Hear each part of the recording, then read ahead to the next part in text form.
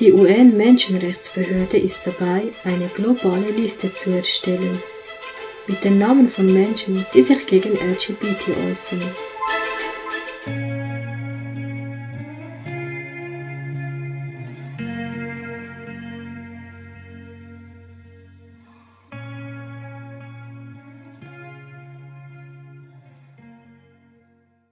Dazu gehören Politiker, religiöse Führer und Organisationen aus aller Welt, die das Leben und die Familie verteidigen. So in den Live-Site News vom 12. Februar. Menschen aus all diesen Gruppen sollen von der UN-Menschenrechtsbehörde auf eine schwarze Liste kommen und, wenn nötig, mit Sanktionen verhängt werden, sollten sie sich gegen die LGBT-Community äußern.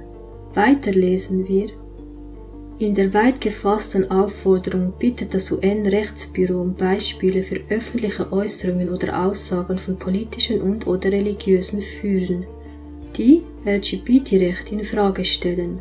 Mit diesem Aufruf verunglimpft das UN-Rechtsbüro Verteidiger des Lebens und der Familie, die die Gender-Ideologie bestreiten, als Verschwörungstheoretiker. Es geht davon aus, dass die Gender-Theorie keine Ideologie ist, sondern eine unhinterfragbare Wahrheit. Des Weiteren konzentriert sich das Rechtsbüro der Vereinten Nationen in besonderem auf die Religionen von Pro-Life und Pro-Familiengruppen. Es fragt nach allen Beispielen, in denen das Konzept des Geschlechts in religiösen Erzählungen oder Erzählungen von Tradition, traditionellen Werten oder dem Schutz der Familie in Opposition zu neuen LGBT-Gesetzen und Politikern verwendet wurden.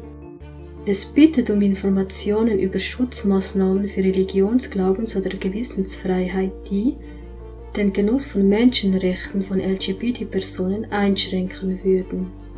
Die Eingaben an das UN-Rechtsbüro werden in den nächsten Bericht des unabhängigen Experten der Vereinten Nationen zum Schutz vor Gewalt und Diskriminierung aufgrund von sexueller Orientierung und Geschlechtsidentität an den UN-Menschenrechtsrat in Genf einfließen.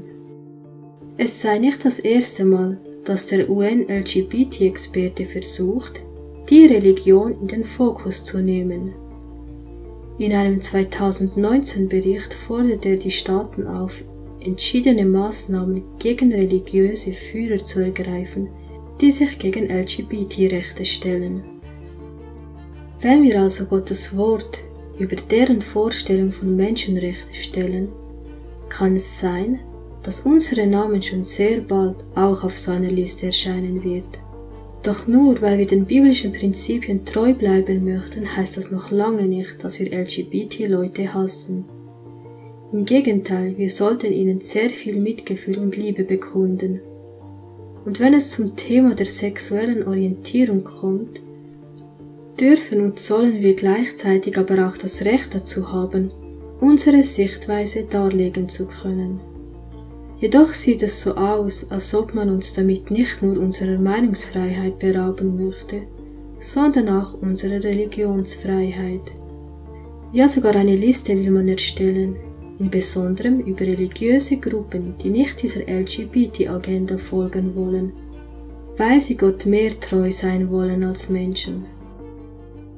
Doch Jesus sagt uns: Jeder nun, der sich zu mir bekennt vor den Menschen, zu dem werde auch ich mich bekennen vor meinem Vater im Himmel. Wer mich aber verleugnet vor den Menschen, den werde auch ich verleugnen vor meinem Vater im Himmel. Gott stehe uns bei. Ich wünsche dir Gottes Segen und bis zum nächsten Mal bei ein Licht in der Dunkelheit.